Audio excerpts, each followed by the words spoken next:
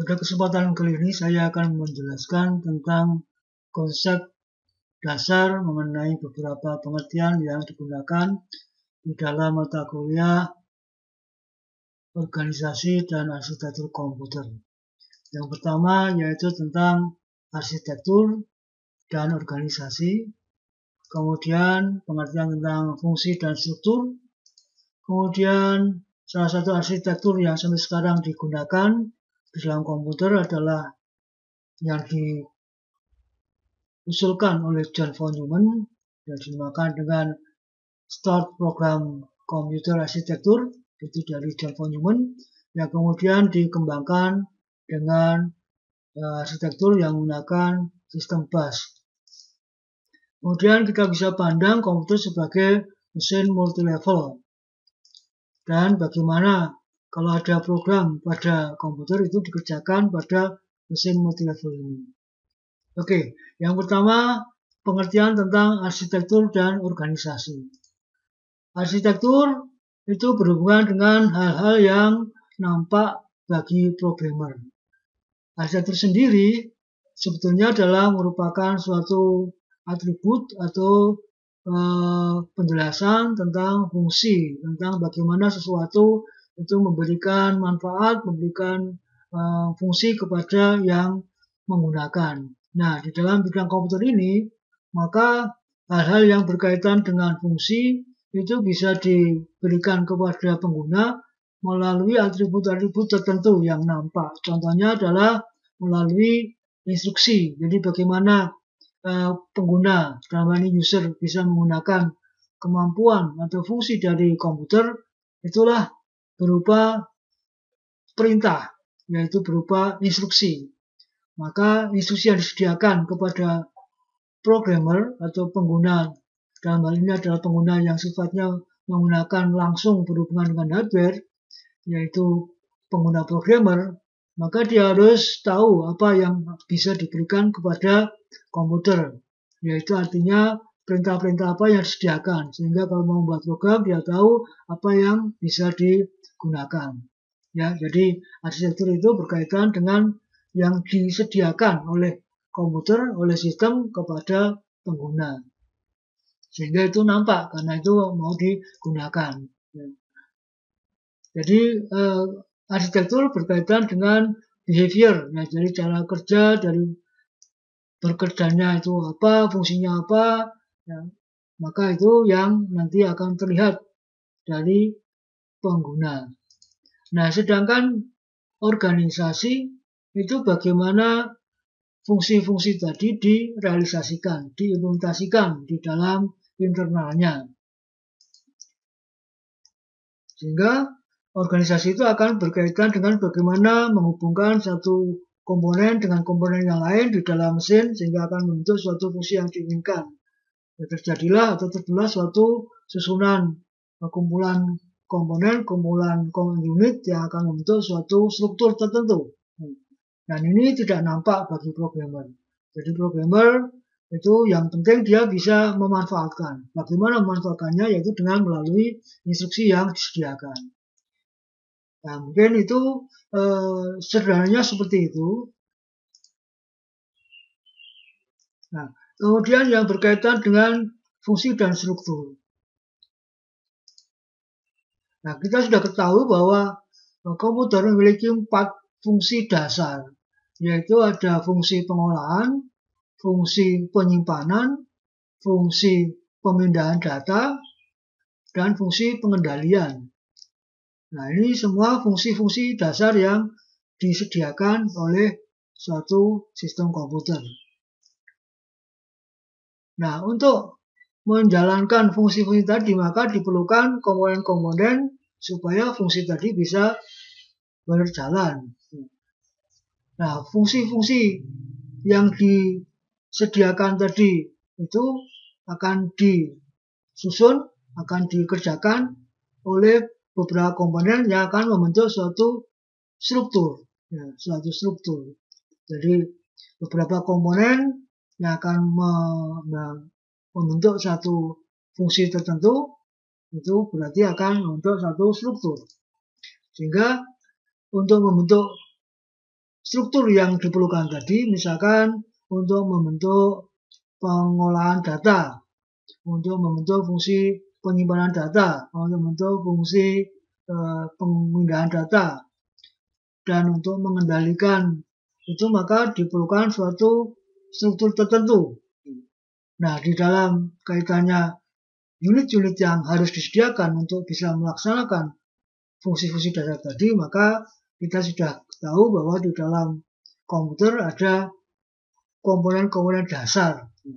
Jadi, untuk menjalankan fungsi pengolahan data, itu kita kenal ada unit pengolah. Kemudian untuk melakukan fungsi penyimpanan ada unit memori. Kemudian untuk melakukan fungsi pemindahan data disediakan unit input dan output. Dan kemudian untuk mengendalikan seluruh proses yang ada di dalam sistem komputer itu akan dilakukan oleh unit pengendali. Jadi ada processing unit, ada memory unit, kemudian ada I/O unit, dan ada control unit. Ini merupakan 4 komponen dasar. Nah, untuk membentuk satu sistem yang utuh, ini akan menjadi satu struktur tertentu, membentuk satu struktur. Sehingga bisa dilihat dari sudut fungsi dan strukturnya nanti. Nah, pada perkembangannya, unit pengolah dan unit pengendali itu dijadikan satu kesatuan unit yang disebut dengan unit pengolah pusat atau central processing unit. Nah, jadi kalau gitu kita bisa melihat komputer ini pada sudut pandang fungsi. Jadi ada 4 fungsi dasar tadi yang masing-masing fungsi akan dikerjakan oleh unit tertentu. Nah, keseluruhan fungsi tadi akan membentuk satu struktur. Nah, fungsinya ada 4 macam fungsi dasar tadi. Ada fungsi pengolahan data, ini akan dikerjakan oleh fasilitas pengolah data. Ada fungsi penyimpanan akan dilakukan oleh fasilitas penyimpanan data. Ada fungsi pemindahan data akan dilakukan oleh peralatan pemindahan data. Kemudian sebetulnya fungsi pengendalian ini adalah fungsi yang terpusat. Jadi semula fungsi tadi, fungsi pengolahan, fungsi penyimpanan, fungsi pemindahan data, itu semuanya dikendalikan oleh fungsi pengendali. Jadi fungsi pengendali ini fungsi yang mengatur ketiga fungsi yang lain tadi. Seluruh aktivitas masing-masing fungsi tadi itu melibatkan fungsi pengendalian. Nah, kalau kita lihat dari susunan komponen yang diperlukan untuk melakukan fungsi tadi, maka tadi kita lihat bahwa untuk melakukan fungsi pengolahan dilakukan oleh processing unit yang dijadikan satu dengan control unit sehingga menjadi CPU, kemudian fungsi penyimpanan oleh memori, kemudian fungsi pemindahan data oleh I/O. Nah, secara satu kesatuan, ketiga unit dasar ini disatukan di dalam satu kesatuan menggunakan sistem interkoneksi internal yang disebut dengan sistem bus. Jadi ini yang akan berfungsi untuk mengkoordinasikan komunikasi antara fungsi-fungsi antara komponen-komponen dasar yang tadi disebutkan. Nah, ini pada tataran sistem komputer yang kita sebut dengan konvensional system, biasanya kita sebut komputer terdiri dari 3 unit utama, yaitu CPU, main memory, dan I/O. Nah, kemudian kalau kita lihat secara struktur, maka sebetulnya masing-masing unit dasar ini juga dibentuk dari komponen-komponen yang membentuknya. Jadi misalkan CPU. CPU itu untuk melakukan fungsinya dia dibentuk dari beberapa unit dasar yang ada, yaitu unit pengolahnya namanya ALU didukung oleh penyimpan sementara di dalam CPU namanya register. Nah, tadi sudah disebutkan ini unit pengendali ini unit yang akan melakukan pengendalian seluruh aktivitas yang ada di dalam prosesor maupun di luar prosesor, tapi dijadikan satu masuk di dalam CPU. Nah, ketiga unit di dalam CPU ini juga akan dikoordinasikan, disambungkan, direlasikan secara internal CPU menggunakan sistem interkoneksi internal. Ini ada internal bus. Ya. Jadi kalau di dalam sistem komputer kita namakan dengan sistem bus yang menghubungkan antara unit-unit dasar dalam sistem. Kemudian kalau di dalam CPU, ya ini sambungannya sambungan internal dalam CPU. Kalau dalam sistem bus kita lihat ini ada secara hardware, secara alat kita bisa lihat itu ada namanya motherboard. Jadi motherboard itu sebenarnya fungsinya adalah sistem bus ya, secara umum. Ya. Jadi menyambungkan ada CPU terletakkan di sana, ada memori, ada I/O, ya pengendali semuanya juga diletakkan di dalam motherboard. Jadi motherboard salah satunya adalah fungsinya utamanya adalah untuk sistem interkoneksi. Nah, lebih dalam lagi kalau kita melihat struktur dari bagaimana pengendali itu melakukan fungsinya, di dalam unit pengendali ini sebetulnya ada implementasinya secara organisasi nanti, jadi bagaimana unit kendali ini diimplementasikan, itu ada dua jenis. Yang pertama namanya hardwired control unit, ya, control unitnya berupa hardware murni, dan yang microprogram control unit, yang control unit yang berupa program mikro. Nah, kalau hardware ya sudah, berarti nanti kalau control unitnya berupa hardware control unit, berarti ini sebagai rangkaian logika kombinasi dan sekuensial yang langsung itu menerima instruksi-instruksi dari perintah yang diberikan, kemudian langsung diterjemahkan menjadi sinyal-sinyal kendali. Nah, kalau control unitnya ini berupa microprogram control unit, maka di dalam microprogram control unit masih ada unit-unit yang membuat atau membentuk control unit, yaitu ada control memory yang nanti dipakai untuk menyimpan variasi dari sinyal kendali yang bisa dihasilkan, yang sebetulnya berupa ini sinyal 1-0 atau on off yang tersimpan di memori kendali, yang nanti bagaimana mengeluarkannya sesuai dengan perintah yang diberikan dari perintah yang ada di dalam CPU ini. Waktu membaca perintah itu maka dia harus mengambil variasi atau kombinasi dari control unit yang tersimpan di sini. Nah, jadi semacam menjalankan program, tapi programnya level sangat rendah, ya. Yaitu untuk menghasilkan sinyal-sinyal kendali. Maka ini dinamakan dengan level microarsitektur. Ya, pada level microarsitektur itu ada microprogram yang di situ merupakan bagian atau isi dari control unit. Ya, di dalamnya ada program mikro yang tersimpan di dalam control memory. Jadi kalau kita lihat struktur di sini ada bertingkat, ya, ada level sistem, itu ada CPU, ada memori, ada I/O. Kemudian level di bawahnya kalau kita lihat setiap unit utama ini juga berisi komponen-komponen pembentuknya, ya, CPU misalkan ada register, lalu control unit. Kalau memori misalkan, apa isinya? Kalau memori kita bisa lihat di dalamnya ada decoder, pengkode alamat, kemudian ada selnya, ya. Kemudian ada nanti sinyal kendali yang harus dikendalikan untuk baca tulis. Jadi ini prinsipnya adalah untuk bisa menyimpan, tapi untuk menyimpan kan ada mekanismenya, harus diberitahukan alamatnya berapa. Jadi di situ ada untuk menunjuk alamat, sehingga ada address decodingnya, kemudian ada sel penyimpannya, semacam itu, ya. I/O juga begitu, I/O juga berlevel nanti. Karena ini kaitannya dengan peralatan, bagaimana user bisa komunikasi dengan sistem, maka di sini juga ada berlevel, ya. Level paling luar adalah alat I/O, misalkan keyboard, misalkan monitor, misalkan printer, itu nanti namanya external device atau device-nya. Kemudian untuk tersambung ke dalam sistem, ini ada penyambungnya, namanya I/O module atau I/O card.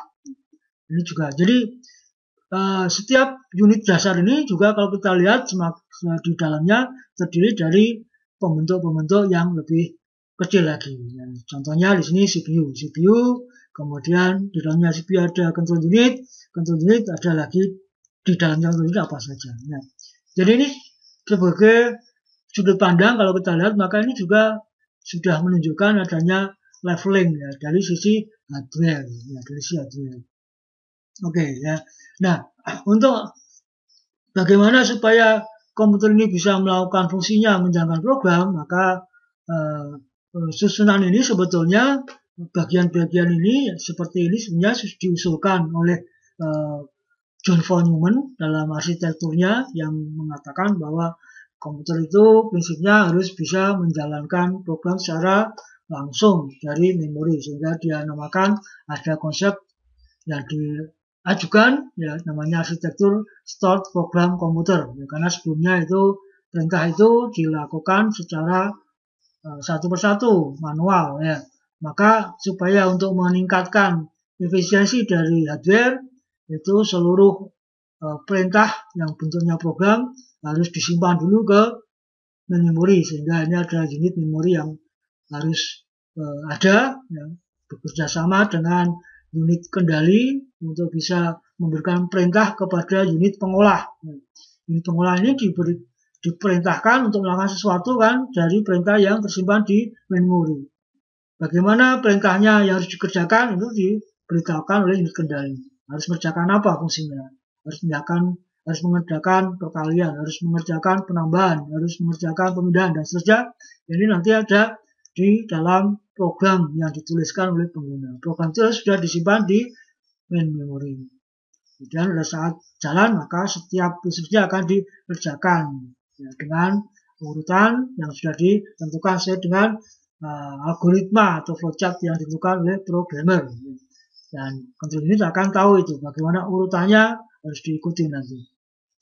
Nah, kemudian jadi secara prinsipnya adalah harus bisa menjalankan perintah yang tersimpan di memori. Tapi kemudian tidak hanya perintah, kemudian program itu juga kadang perlu data, itu pasti akan memerlukan data. Bisa saja datanya sudah ada di memori, tapi datanya juga awalnya ya ada dari unit di luar. Ya. Bahkan program juga kan awalnya dari luar, ya. Dari unit eksternal kemudian harus dimasukkan ke memori. Nah, nanti juga pada saat sudah diproses juga perlu diberitahukan kepada pengguna. Ya, lewat apa? Ya, lewat unit-unit yang bisa diberikan kepada pengguna, unit penampil, ya, unit pencetak, LCD monitor atau printer dan seterusnya. Ini adalah hasil dari yang dikerjakan oleh pemproses. Ya. Hasilnya yang diinginkan dari program apa, maka akan ditampilkan. Jadi secara konsep dasar ini John von Neumann memberikan gambaran bahwa arsitektur dasar dari sebuah sistem komputer ini minimal harus memerlukan 4, di sini 5 unit dasar. Karena alurnya atau processing unitnya terpisah dari control unit. Nah, dalam perkembangannya memang ini processing unit ini disatukan dengan control unit sehingga menjadi satu unit namanya CPU ya, namanya CPU. Nah, kalau kita lihat ini memang sambungannya masing-masing ya. Jadi ALU atau processing unit dengan memori punya sambungan sendiri. Kemudian processing unit dengan output unit dan seterusnya. Ini secara fungsional seperti ini ya. Harus punya bisa koneksi seperti ini. Sedangkan control unit harus tersambung ke semuanya karena dia bertugas atau punya fungsi untuk mengendalikan semuanya, jadi punya sambungan ke semuanya. Nah, ini kalau sambungannya seperti ini agak rumit ya, sehingga di dalam pengembangan yang berikutnya ini bagaimana ini bisa dibuat model yang lebih mudah, lebih sederhana cara penyambungannya sehingga dikenakan sistem bus model. Ya. Bus model ini sebelum bus model ini adalah realisasi dari John von Neumann untuk arsitektur strat program komputernya itu direalisasi pada mesin IAS. Ada unit ALU, kemudian ada unit pengendali tadi, ada unit I/O-nya dijadikan satu, ini unit memorinya. Ini diimplementasi realisasi dari ide John von Neumann itu menjadi mesin IAS. Nah, jadi tadi sudah saya singgung mengenai kerumitan kalau sambungannya itu masing-masing, sehingga dalam perkembangan yang berikutnya itu dijadikan satu model yang disederhanakan, yaitu menggunakan namanya sistem bus. Nah, jadi artinya seluruh sambungan tadi dijadikan satu sambungan yang semuanya tersambung ke satu sambungan, yaitu namanya bus. Nah, sehingga ini memudahkan metode penyambungannya. Tambah I/O tinggal ditambahkan, tambah memori tinggal ditambahkan. Ini namanya sistem bus model. Ya, sekarang ini menganut seperti ini. Ya, meskipun ini terus dikembangkan. Ya, dari bus yang sederhana, bus yang kemudian meningkat. Misalkan kita kenal ada namanya bus PCI, ya, bus PCI Express. Juga ada bus AGP, ya, ada bus Vega dan seterusnya. Ada ini pengembangan dari model bus yang dikembangkan mulai dari awal yang sederhana menjadi sekarang lebih canggih ya, busnya. Nah, tadi sudah kita singgung tentang struktur secara hardware. Nah, jadi kalau kita lihat secara keseluruhan, maka komputer tidak hanya hardware, tapi kan juga hardware dan software. Sehingga kalau kita lihat secara sistem, maka kita bisa lihat komputer ini sebagai multi-level mesin. Ya, mesin yaitu punya kemampuan yang canggih, tapi dengan cara dibuat secara bertahap, ya, dari level yang paling sederhana sampai level yang paling canggih. Karena apa? Karena aslinya kan ini adalah komputer digital yang memang tujuannya untuk bisa menyelesaikan masalah pengguna, ya, dengan cara memberikan instruksi kepada mesin, namun dengan dalam bentuk program, ya, dari program yang diberikan kepada mesin supaya bisa dijalankan. Nah, program itu juga perlu data, jadi ada program dan data. Kemudian secara mesin, maka yang dikenali oleh mesin, ya, dalam hal ini adalah rangkaian digital, itu sangat sederhana. Ya, jadi hanya kenalnya 0, 1, limited, ya, terbatas. Karena hanya digital itu hanya kenal 0, 1. Ya. Maka untuk bisa berkomunikasi langsung dengan mesin, ya kita harus memberikan perintah 01. Nah, ini perintah ini kalau kita ingin tuliskan itu sangat sangat primitif, ya, dan mungkin maknanya sulit, ya, artinya tidak ada makna kok cuma 01, ya. Jadi hingga itu menyulitkan dan juga kalau diingat karena tidak ada makna apa-apa, cuma 01 itu maknanya apa. Nah, maka dibentuklah, ya, dari 01 itu menjadi suatu set instruksi, ya, menjadi set instruksi. Itulah namanya instruksi mesin, ya.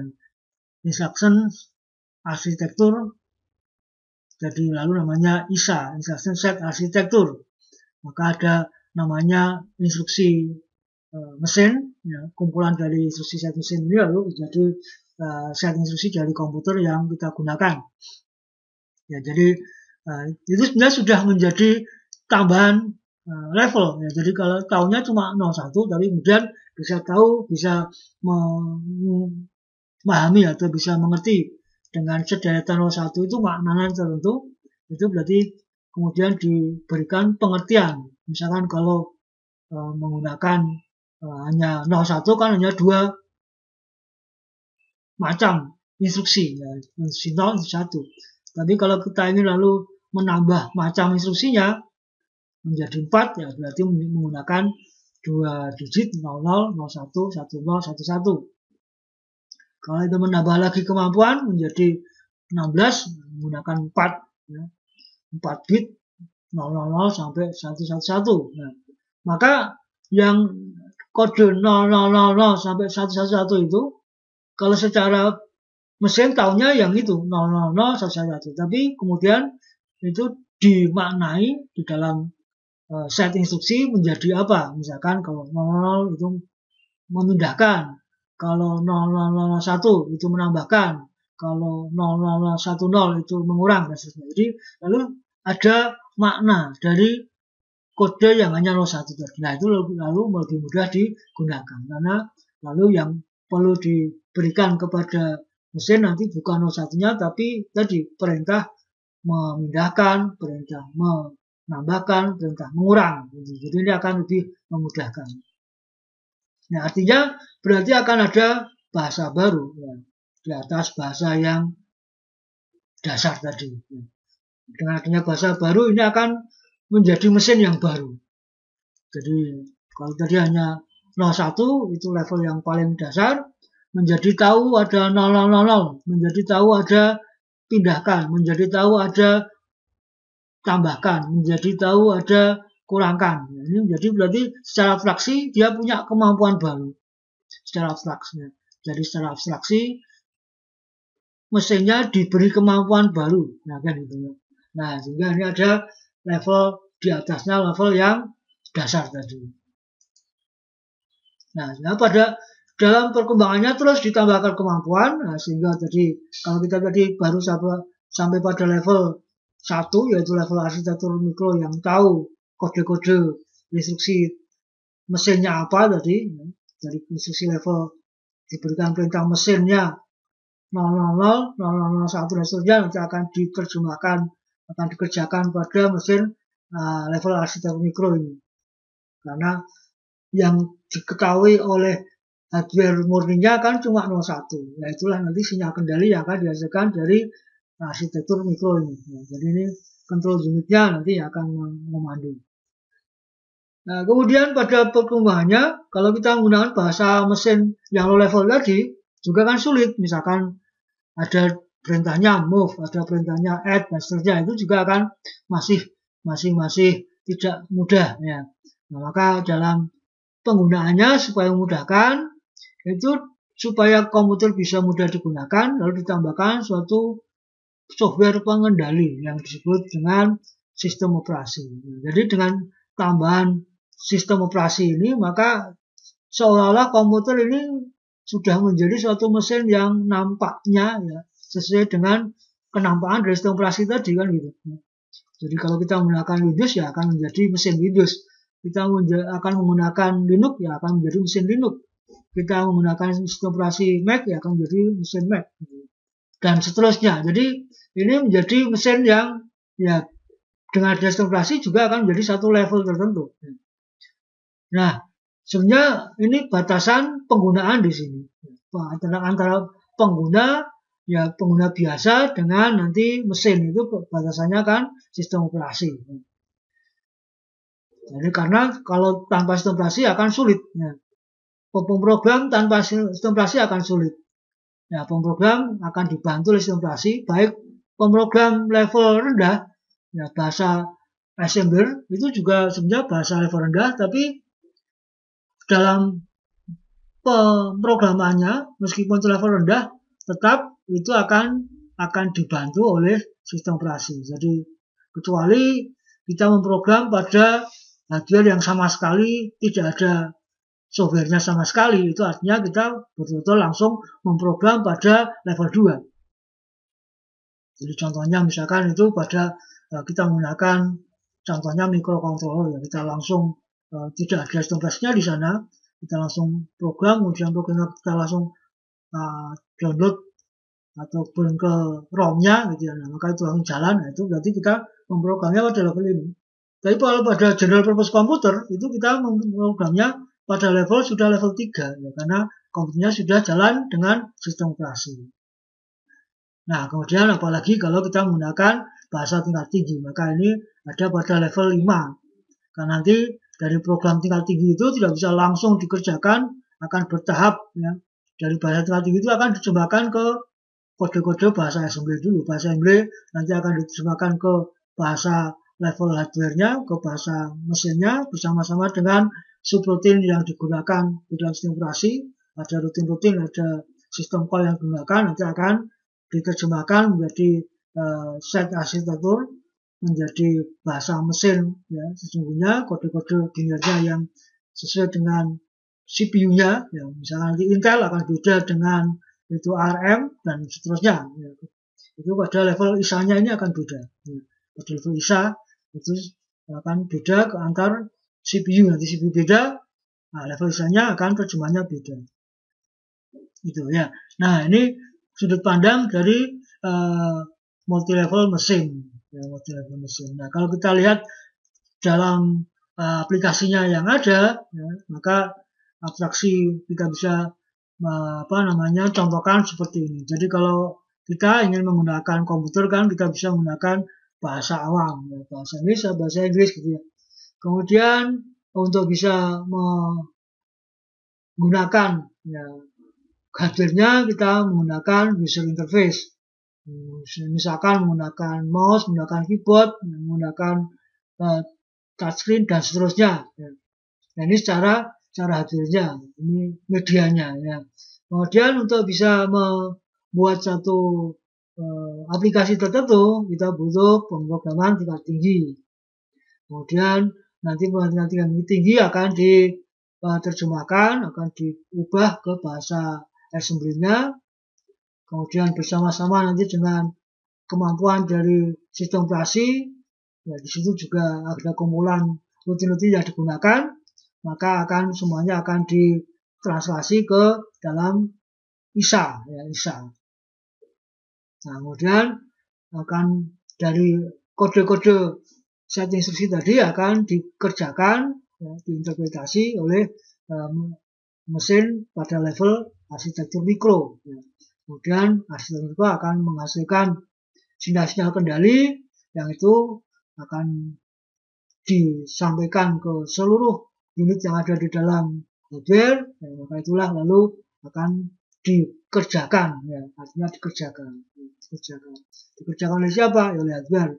Paling bawah adalah gerbang, ya. Jadi sebenarnya rangkaian digital itu kan komponen atau unit dasarnya adalah gerbang and or not, ya. Itu menjadi sangat rumit kalau semuanya hanya kita pandang dari gerbang and or not, ya. Sehingga kita melihatnya bertingkat seperti ini. Nah, angka paling bawah itu kalau secara fisik ya itu nanti adalah sinyal-sinyal listrik yang 01-nya nanti kalau 0 itu mungkin 5 volt, kalau 0 itu 5 volt, kalau 0 itu 0 volt dan seterusnya itu physical values-nya ya. Nilai-nilai betul-betul secara fisik yang akan dikerjakan oleh hardware itu ya physical values apa? Ya tegangan atau arus listrik ya, Ini adalah sudut pandang multi level ya, jadi sudut pandang. Nah, kita bisa lihat contoh bagaimana suatu program itu dijalankan pada mesin multi level. Ini contohnya misalkan kita membuat program dengan bahasa tingkat tinggi, kemudian ada perintah dalam bahasa tingkat tinggi, dalam bahasa natural, ya ini bahasa natural ya. Kita ingin menjumlahkan A dengan B, menjumlahkan B dengan C disimpan di A. Maka ini kalau ingin seperti ini kan kebutuhan pengguna mau mengerjakan seperti ini supaya ditampilkan suatu keperluan perhitungan seperti ini ya. Jadi problem solvingnya adalah mau menghitung ditampilkan ya. Maka ini diterjemahkan ke dalam bahasa pemrograman. Contohnya dibuat program bahasa tingginya misalkan menggunakan C++, maka dikodekan dituliskan dalam notasi bahasa C++. Nah, oleh compilernya C++ nanti akan ditranslasi, akan diubah ke bahasa assembly. Ya, misalkan ini contohnya nanti kalau misalkan mesinnya adalah mesin Intel, maka akan menjadi assembly dalam bahasa Intel. Ya, bahasa Intel. Ada move, ada mul, ada add, dan seterusnya. Nah, kemudian nanti oleh assembler, itu assemblernya Intel akan diubah ke dalam binary code, ya mesin code, ya, karena yang dikenali nanti bukan bahasa assembly ini, tapi adalah mesin code-nya ini. Jadi kode mesinnya, misalkan perintahnya A1, itu move, E7 itu mol, 03 itu add, E8. Jadi ini adalah kode 01-nya itu, ya, kode 01-nya. Inilah nanti akan dikerjakan oleh bagian level arsitektur mikro. Ini tentu saja instruksi itu butuh data. Ini contohnya, ini datanya adalah alamat memori atau register gitu ya. Nah, prinsipnya gitu. Dari bahasa awam harus diprogramkan menjadi bahasa pemrograman tingkat tinggi. Pemrograman tingkat tinggi oleh translator, kita namakan dengan compiler, diubah menjadi bahasa assembly. Bahasa assembly akan diubah ke bahasa mesinnya dalam bahasa binarnya, dalam bahasa satunya, dan ini akan bisa dikerjakan oleh level yang lebih bawah tadi. Ya, karena sudah 0, 1. Ya. Ya, jadi yang mengerjakan sebenarnya level arsitektur mikro tadi ya. Jadi ini berfungsi untuk menerjemahkan dari level 2, level mesin konvensional, ya, kemudian nanti akan langsung dikerjakan oleh hardware, ya, level 0. Level 0 itu hardware, level 2 itu adalah level konvensional mesin yang kita sebut dengan hardware umumnya itu level 2. Maka di antara level 2 dan level 1, yang hardware betulnya itu level 0 ini, ya. Yang digital logicnya itu ada 0, level 0. Ya. Maka di tengah-tengah yang akan menyuruh memberikan perintah-perintah dasar ke setiap bagian dalam hardware itu namanya control unit tadi, bekerja pada level arsitektur mikro. Nah, itu yang mikro. Nah, contohnya ini misalkan seperti ini. Ini adalah bagaimana nanti dari hasil terjemahan tadi F7 misalkan tadi. Itu nanti akan diterjemahkan oleh bagian control unit. F7 itu apa tadi? Maka akan menghasilkan sinyal-sinyal kendali yang terkait dengan seluruh bagian yang ada. Nah, dalam arsitektur mikro ini maka ada dua bagian namanya. Ada bagian yang melakukan operasi namanya data path, dan ada bagian yang menyuruh melakukan, yang mengendalikan namanya bagian control. Jadi control ini. Jadi sebetulnya inti komputer adalah control unit, bagian unit kendali. Ya, jadi yang ALU bagian pengolah ini disuruh oleh control unit.